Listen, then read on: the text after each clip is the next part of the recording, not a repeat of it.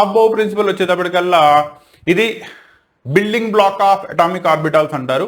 Atomic orbitals ని electrons తో fill చేసేటప్పుడు నీకు బేసికల్లీ 3 రూల్స్ ఉంటాయి. ఒకటి అబౌ ప్రిన్సిపల్, రెండోది హున్స్ రూల్, మూడోది పౌలీస్ ఎక్స్క్లూజన్ ప్రిన్సిపల్.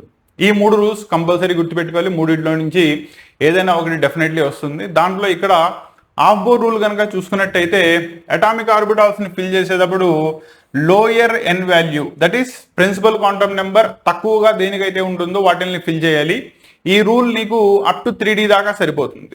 వేరాస్ 3D తర్వాత 4s వచ్చేటప్పుడు 3D 4s వచ్చేటప్పుడు ఈ రూల్ సరిపోదు.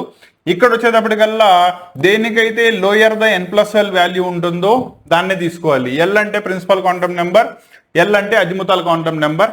ఇక్కడ n+l వచ్చేటప్పటికల్లా 3+2 కాబట్టి దీనికి 5 అయింది.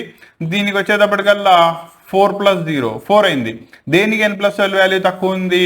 దీనికి. కాబట్టి ముందు 4s ఫిల్ అయిన తర్వాతే 3D ఫిల్ అవుతుందని చెప్తుంది. అది అబౌ యొక్క సెకండ్ రూల్. ఇలా ఈ 2 రూల్స్ విత్ అన్ ఎగ్జాంపుల్ కనుక రాసినట్టయితే నీకు ఇక్కడ ఫుల్ మార్క్స్ పడే ఛాన్స్ ఉంటుంది. క్లారిటీ వచ్చిందా?